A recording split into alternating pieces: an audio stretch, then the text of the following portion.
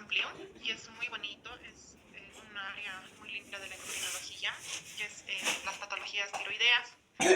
Abarcan tanto nódulo tiroideo, cáncer de tiroides. He tratado de resumirlo para que podamos llevarnos La petición está cargando como con la rodilla. ¿Tienen alguna pregunta? No estaba su hermanita, creo. No sé, el colegio. Sale por la rodilla. Ya no le veo a la señora. ¿Volvió a mirar?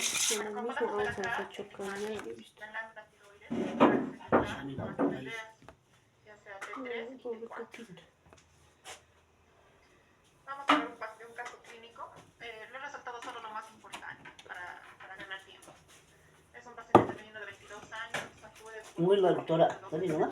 Caracterizado por caída de cabello, intolerancia al frío, cansancio, somnolencia, periodo de infertilidad, además de sensación de cuerpo. ¿Con esto o directo ahí? Lo positivo en el examen físico, normalidades secas y se palpa un nódulo de aproximadamente 1 centímetro en el lado derecho. Signos vitales normales. Se le pide laboratorios y su TSH está en 14 con este valor de referencia. Y de 4 libres 0.06 con este valor de referencia. Anti-TPO, anticuerpos positivos, pues colesterol elevado, triglicéridos elevado, LDL elevado, HDL un poco bajo, electrolitos normal, calcio normal, glicemia normal. ¿Alguien que pueda comentar el diagnóstico?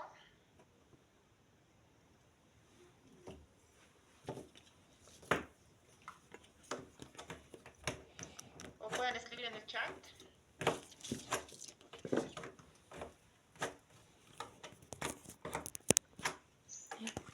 Hipotiroidismo, doctora. TPO es tiroiditis de Hashimoto autoinmune. Muy bien, muy bien. Por el TPO me dice, ¿no, doctora? Muy bien. A veces hay confusión acá. Cuando ven TSH elevada, ¿Ya está? a veces hay confusión y piensan que es un hipertiroidismo, pero no. Me alegra que estén respondiendo bien. O sea, la glándula tiroides secreta hormonas tiroides T3 y T4, ¿no? Entonces, cuando hay un hipotiroidismo, estas van a estar bajitas. Y el cuerpo, con un mecanismo de compensación por una retroalimentación, va a hacer que suba la TSH. ¿Qué exámenes le pediría?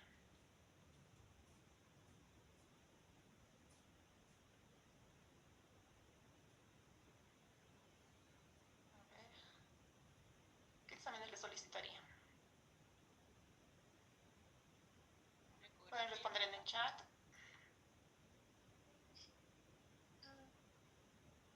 O si quieren, pueden participar hablando. Ecografía, muy bien. Electrocardiograma, ecografía. El electrocardiograma aparentemente puede ser electrocardiograma también, pero el paciente no tiene datos de patología cardíaca. De citometría ósea, no. El doctor que ha comentado de citometría, ¿por qué? ¿Por qué le pediría una de citometría? ¿Y por qué el doctor que ha comentado el electrocardiograma, por qué le pediría una electrocardiograma? Y el que ha dicho gammagrafía, ¿por qué? Si es que pueden responder por mensaje o hablando, ideal. TPO ya tiene, tiroglobulina no nos ayudaría, vamos a hablar un poquito de la tiroglobulina, pero ya tiene TPO, entonces sí es una tiroiditis de Hashimoto. La gammagrafía no, ¿ya? No se acostumbren. En hipotiroidismo, antiguamente sí pedían gammagrafía, pero actualmente no. Si es un hipertiroidismo o tiene la TSH baja y tiene un nódulo, ahí sí vamos a pedir gammagrafía. Bueno, biopsia, en los casos en que hay un nódulo, digamos, le hacemos la ecografía y tenemos características sospechosas de malignidad, entonces sí le hacemos una biopsia. Pero una vez que veamos lo que es las imágenes de ecografía. Ecografía tiroidea está bien. ¿Densitometría ósea? No. A ver, les doy aquí una pausa. ¿A quiénes se pide densitometría ósea? Se piden a pacientes, mujeres más de 65 años, hombres más de 70 años. Se pide en mujeres cuando tienen un antecedente, por ejemplo, de insuficiencia ovárica prematura, menopausia precoz, que esté tomando corticoides en dosis altas, en los varones igual, o que tenga una fractura por fragilidad. ¿Listo? El electrocardiograma, como decimos, no, porque este paciente no tiene patología cardíaca. De todos modos, como un control sí se le puede hacer. Ecodoppler. Ecodoppler se refiere a doctora Ecodoppler de tiroides. Sí, podríamos hacer Doppler de tiroides también. Entonces, ¿le iniciaría un tratamiento? ¿Qué tratamiento le iniciaría? Niveles de yodo sí podría ser. ¿Qué tratamiento le inician al paciente? Levotiroxina. ¿Qué dosis? No sé si dice el peso del paciente. A ver, digamos que el paciente pesa 60 kilos. ¿Qué dosis le inician?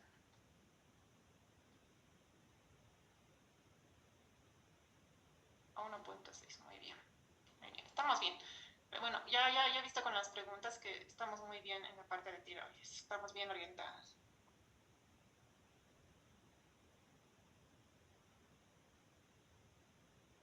Bueno, hablando ya de la glándula tiroides es una glándula en forma de mariposa, como podemos ver acá, que tiene como dos alitas, que son los dos lóbulos, el derecho y el izquierdo, que están unidos por una parte central que es el istmo. El 20% de la población puede llegar a tener el lóbulo piramidal, ¿no? Podemos ver qué estructuras se encuentran, está abrazando a la tráquea, ¿no? Puede medir 5 centímetros de alto, alguna literatura nos da hasta 6, pero por lo general 5, 2 centímetros de ancho y 2.3 centímetros antero-posterior. El istmo 1.2 centímetros de ancho pero bueno, y 0.3 a 0.5 milímetros de espesor. Es delgadito esta parte del istmo. Y su peso, acá nos dice 20 a 25 gramos, otra bibliografía nos dan de 15 a 25, y en el Harrison, para examen, nos dan 12 a 20 gramos, ¿no? Por detrás de la glándula tiroides están las 4 glándulas paratiroides, como podemos ver acá, 2 superiores y 2 inferiores. Y estas se encargan de secretar PTH y participar en la regulación de calcio. Como podemos ver acá, a los lados, justo en los bordes laterales de la glándula tiroides, está el nervio laringio recurrente. Y eso es algo importante cuando el paciente va a ser sometido a una cirugía, porque hay que tener cuidado de no dañar el nervio laringio recurrente. Dentro del desarrollo de la glándula tiroides se origina en el suelo de la faringe primitiva en la 3ª semana de gestación y desciende por el conducto tirogloso. Acá podemos ver. A la 7ª semana ya tiene la forma y localización definitiva. Y a la 11ª semana ya está produciendo hormonas tiroideas. Como desciende por el conducto tirogloso, en ocasiones puede existir una alteración en el descenso y puede presentarse una tiroides sublingual, una tiroides ectópica, un quiste de tirogloso, ¿no? Por esta parte embriológica. Acá podemos ver un corte, ¿ya?, de un folículo tiroideo. Como podemos ver, acá están las células foliculares, como en un anillo. Acá el centro amarillo, este es el coloide. Y a los lados están los capilares, ¿no? También existen células C, ¿no?, que son las parafoliculares. No están acá, están parafoliculares. Estas células C son el origen del cáncer medular de tiroides. Acá podemos ver el coloide. Acá podemos ver las células foliculares y las células parafoliculares. Es bien importante conocer lo que es el metabolismo del yodo, porque de aquí empieza todo lo que es la fisiopatología. El yodo es el componente esencial de las hormonas tiroideas, ¿no? Es lo principal. ¿Para qué? Para que haya un buen funcionamiento de los tejidos del organismo, para el desarrollo del sistema nervioso central en el feto y en el niño. Y hasta el momento es la única función conocida del yodo para la síntesis de hormonas tiroideas. Puede ser que más adelante investiguen más acerca del yodo. Entonces es el elemento limitante en la síntesis de hormonas tiroideas. ¿Y cómo obtenemos el yodo?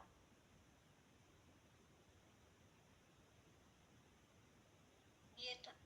La dieta. Sí. ¿Y por qué alimentos? ¿Cuál es el elemento principal? La sal. Muy bien, excelente. Excelente. La sal yodada. Muy bien.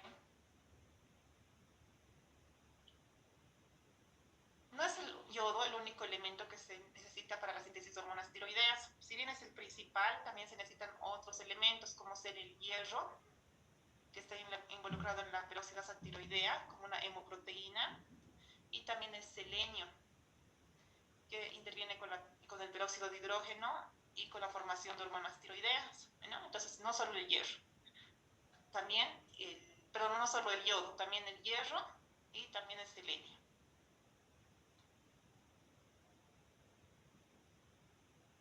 Acá podemos ver qué es lo que pasa en 24 horas desde que ingresa el yodo. El yodo ingresa a la dieta por el intestino, se absorbe en el intestino y este va hacia el líquido extracelular, concentrándose principalmente en la hormona tiroides.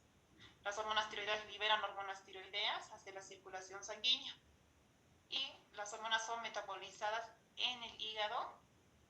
Después de ser metabolizado en el hígado, se elimina por la bilis hacia el intestino y los iones de yodo libres otra vez vuelven al líquido extracelular y del líquido extracelular se elimina principalmente por la orina, ¿no? Entonces, por eso se puede medir el yodo en orina. La principal parte es por la orina y una muy pequeña parte se elimina por las heces. Entonces, la principal fuente de yodo es la sal yodada, como ustedes decían. La ingesta mínima de yoduro debería ser 150 microgramos día. Es bien importante tener un aporte adecuado de yodo y este es más en el embarazo. Acá podemos ver ciertos alimentos que contienen yodo. Sabemos que nosotros no consumimos algas marinas, salmón, camarones, ostras, no consumimos, ¿no? Pero sí consumimos en ocasiones lo que es atún, avena, espinacas, huevo, leche, frijol, queso y soya. Pero como por lo general no abastece nuestra dieta con el consumo de yodo, es bien importante la sal que sea yodada. Es bien importante. Acá vemos en una tabla que este IDD significa desórdenes relacionados con la deficiencia de yodo, que si nosotros no tenemos el aporte suficiente de yodo, a todas las edades puede presentarse el bocio, ¿no? Que mucha gente mayor lo tiene porque antes consumían la sal de bloque, que esa no tenía la cantidad adecuada de yodo. Puede haber hipotiroidismo, en el feto puede haber anomalías congénitas, mayor mortalidad en el neonato, en los niños y adolescentes puede haber función mental alterada, en adultos igualmente, o puede haber un bocio nodular tóxico o hipertiroidismo. Entonces, la cantidad adecuada de yodo que se debe consumir en los niños 90 microgramos, luego hasta los 12 años 120, en los adultos que estaríamos nosotros 150 microgramos por día. En el embarazo se aumenta el consumo de yodo y en la lactancia también, que sería 250 microgramos día. Y la principal manera de medir es con la concentración de yodo urinario. Acá podemos ver este mapa, es un estudio en el cual se ve si los países tienen cantidad suficiente de yodo. Y como podemos ver, Bolivia hay registros nacionales y tienen una adecuada cantidad de yodo. Podemos ver acá en Argentina que tiene datos subnacionales, pero lo bueno es que en Bolivia de eso sí hay datos que tenemos una cantidad adecuada de yodo. Sin embargo, en el mercado hay muchas sales que no son yodadas, ¿no? Es bien importante preguntar al paciente qué sal está consumiendo. ¿Por qué? Porque muchas veces todavía la población en áreas urbanas sigue consumiendo sal de bloque o compra cualquier sal. Yo lo que les recomiendo es la sal del lobo, ¿bueno? Porque es fácil de acordarse, o a veces no encuentran otro tipo de sal, pero una de las que les recomendaría es consumir sal de lobo, que es una sal chilena, que sí cumple la cantidad adecuada de yodo. ¿Recuerdan el efecto de Wolff-Chaikoff que han debido ver en fisiología, en endocrinología? ¿A qué se refiere este efecto de Wolff-Chaikoff? Se refiere a que hay una reducción de la biosíntesis de hormonas tiroideas causadas por altos niveles de yodo circulantes. O sea, hay mucha cantidad de hormona tiroidea, entonces reduce la biosíntesis. Es un fenómeno autorregulatorio, de escape. Esto puede durar largos días y lo cual hace que luego haya una síntesis normal de hormonas tiroideas.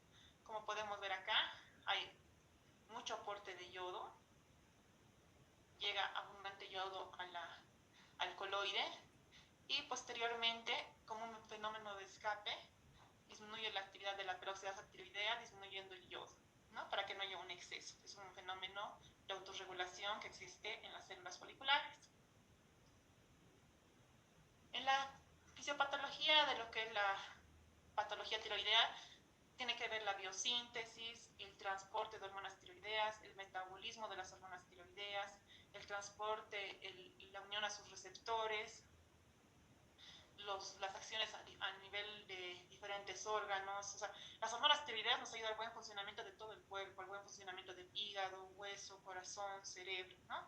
Y si hay una disregulación de las hormonas tiroideas, van a existir desórdenes tiroideas, como ser hipertiroidismo, hipotiroidismo. Entonces, la tiroides es esencial para un buen funcionamiento de todo el cuerpo.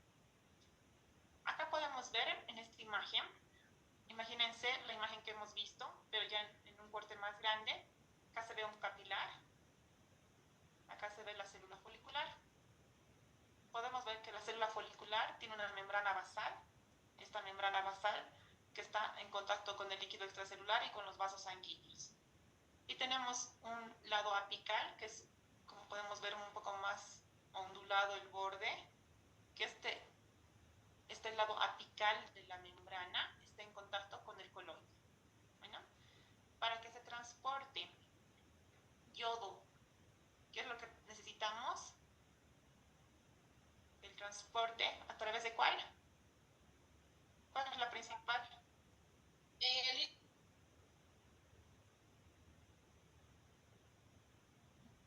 ¿Me escuchan con ruido? Me dice conexión inestable. ¿Me pueden escuchar, doctores? ¿O se entrecorta? Se escucha bien. Está bien, normal, doctora. Gracias. Se escucha bien. Entonces, NIS, ¿no? Es importador sodio-yodo. Ese es el principal para que transporte yodo a la célula. Acá ya podemos ver en una imagen. Entonces, aquí es un esquema de la célula folicular y el proceso de biosíntesis de hormona tiroidea. Aquí hemos dicho que está el vaso sanguíneo. Aquí está la célula folicular. No, esta es una imagen amplificada de esto, para que podamos orientarnos, ¿no? Y aquí está el coloide. En el coloide está la tiroglobulina. Entonces, podemos ver como primer paso, ese importador sodio-yodo es el que interviene para que se transporte yodo de la circulación hacia la célula folicular. Acá podemos ver la imagen. Esta imagen es esta, ¿no? Pero está doblada, ¿ya? Para que no se confundan y no piensen que es arriba. Entonces, bueno, acá vemos el vaso sanguíneo, necesita ese importador sodio-yodo, pero este es importador sodio-yodo, el yodo y el sodio van al mismo lado, entonces es contragradiente. Para que no exista este contragradiente, es acoplado una bomba de sodio-potasio. ¿Para qué? Para que nos ayude a que se pueda transportar el yodo hacia la célula folicular. ¿Por qué? Porque nos ayuda a que salga sodio y de esta manera ya no es contragradiente, ¿no? Y puede ingresar el yodo con normalidad. Entonces, este NIS está acoplado a una bomba de sodio-potasio. Una vez que el yodo ya está en la célula folicular, necesita transportarse hacia el coloide. ¿Por qué el coloide? Para que se formen las hormonas tiroideas en la tiroglobulina. Bueno, esa es la tiroglobulina. Estos que ven acá es la tiroglobulina. Entonces, acá intervienen otras sustancias, otras hormonas, otros transportes. Como podemos ver acá, para que se transporte este yodo de lo que es la célula folicular a lo que es el coloide, se va a transportar por medio de la pendrina. Bueno, no olviden, aquí está el NIS y aquí aproximadamente está la pendrina. Este hace que el yodo pueda salir del tirocito hacia el coloide. Esta pendrina no solo existe en la tiroides, también existe en el oído y en los riñones. Cuando existe un defecto genético a nivel de esta pendrina, existe lo que se llama el síndrome de Pendret, que se caracteriza por bocio e hipoacusia neurosensitiva, porque también se presenta en lo que es los oídos. Bueno, la pendrina es una proteína de transmembrana con un peso molecular de 110 kilodaltons y se encuentra en la membrana apical de la célula folicular tiroidea. Entonces, hemos dicho, el aporte de yodo a la circulación, se incorpora el yoduro por el NIS, acoplado al canal de sodio-potasio ATPasa, y ahora vamos a hablar de lo que es la generación de peróxido de hidrógeno. Para que este yodo pueda acoplarse a la tiroglobulina, necesita de lo que es el peróxido de hidrógeno. Entonces, este peróxido de hidrógeno, como podemos ver acá, este peróxido de hidrógeno es sintetizado por una enzima que es el DUOX2, que se encuentra también en esta membrana. Bueno, entonces, este DUOX2 sintetiza lo que es el peróxido de hidrógeno. Estas son enzimas NADH. Entonces, una vez que el yodo está presente acá, necesita de este peróxido de hidrógeno que es sintetizada por ese DUOX2, y este lo controla. ¿Por qué? Porque este peróxido de hidrógeno es una sustancia altamente oxidante. Entonces, esta parte lo controla para que se secrete la cantidad suficiente para que haya transporte de yodo hacia la tiroglobulina. Y esta expresión de peróxido de hidrógeno junto con el DOX se localizan conjuntamente con la peroxidasa tiroidea, que es la TPO, ¿no? Acá podemos ver que acá también está la TPO, que es la peroxidasa tiroidea, que hace que se produzca la iodación de la tiroglobulina, ¿no? Posteriormente hace que se acoplen los iones de yodo para en una primera instancia formar MIT y DIT, monoyodotirosina y diyodotirosina, y posteriormente esa TPO también ayuda a que se unan, ¿no? Las monoyodotirosinas y las diyodotirosinas formando T4 y T3.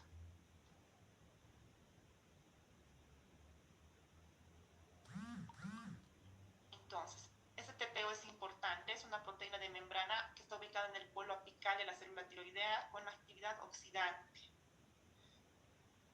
La glicorilización es esencial para su actividad enzimática. Bueno, es bien importante igual tanto la peroxidasa tiroidea que es producido por el OX y la peroxidasa tiroidea. Acá podemos ver entonces cómo se forma la MIT, que hemos dicho, ¿no? En una primera instancia, que es la 3-monoyodotirosina, y la de DIT, que es la 3.5-diyodotirosina. Porque aquí tiene mono, porque tiene un yodo. Diyodo, porque tiene dos yodos. Entonces, de esta manera, dos yodotirosinas van a formar lo que es la T4. Y una MIT, una monoyodotirosina y una diyodotirosina van a formar lo que es la T3. Y de esta forma se forman las hormonas tiroideas, como podemos ver acá. Con 4 yodos la tiroxina, la triyodotironina, y con el yodo en otra posición la T3 reversa, ¿no?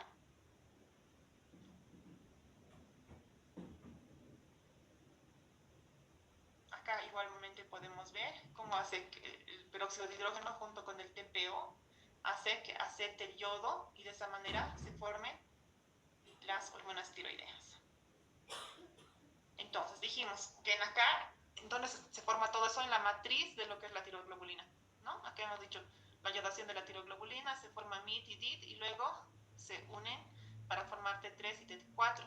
Luego, por un proceso de endocitosis, por medio de las halogenasas, entran a lo que es la célula folicular y de acá se liberan lo que es las hormonas tiroideas y el yodo restante va nuevamente para que se vuelva a utilizar y se forman las hormonas tiroideas y sale